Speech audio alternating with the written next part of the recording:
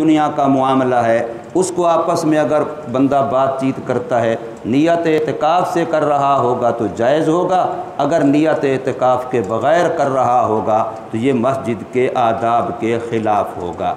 तो ये 3 किस्में एतिकाफ़ की हैं। अब जो ज़्यादा मारूफ़ और मशहूर है वो रमज़ान शरीफ का एतिकाफ़ है, जो मसनून एतिकाफ़ है।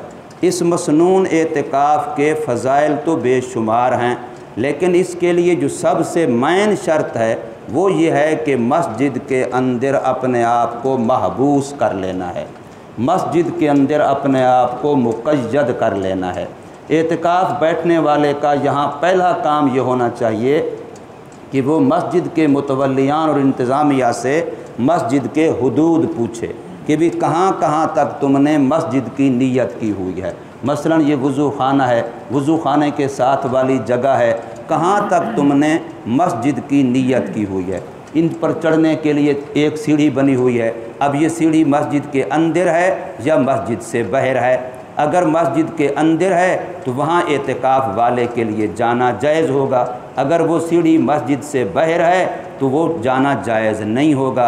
अब ये बता सकती है सिर्फ़ इंतज़ामिया, अपनी तरफ से बंदा आप ख़ुद मुतय्यन नहीं कर सकता।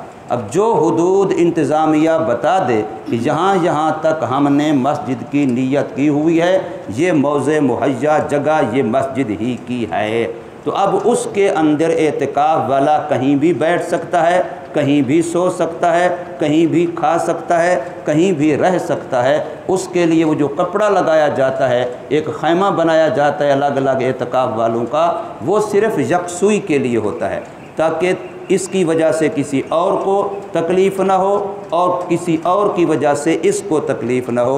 वो सिर्फ़ इस वक्त मकसद के लिए होता है, वरना वो खैमा कपड़ा वो कोई हुक्म शरई नहीं है। अब इस सारी जगह के अंदर ये रह सकता है। इनसे निकलने के लिए सिर्फ़ 3 चीज़ों की सूरत में जायज़ है। ज़रूरत शरइया, ज़रूरत तबइया, इंसान की एक ज़रूरत होती है जो शरीयत की तरफ से है, और एक ज़रूरत होती है जो तबइयत की तरफ से है, और एक ऐसी इंसान की ज़रूरत है जो अचानक किसी वक़्त पेश आ सकती है। उस ज़रूरत को भी ज़रूरत ज़रूरिया कहते हैं। अल्लाह न करे कोई ऐसा ज़लज़ला, कोई ऐसा मसला बन जाता है कि मस्जिद से निकले बग़ैर कोई चारा नहीं होता, कोई भी ऐसा मामला बन जाए आनन फ़ानन अचानक हादसाती तौर पर, तो वो ज़रूरत, इन 3 के अलावा निकलना जायज़ नहीं है।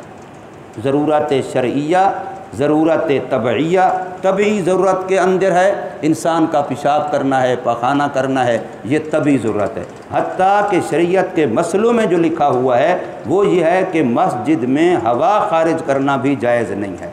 इस मकसद के लिए भी मस्जिद से बाहर निकल सकता है।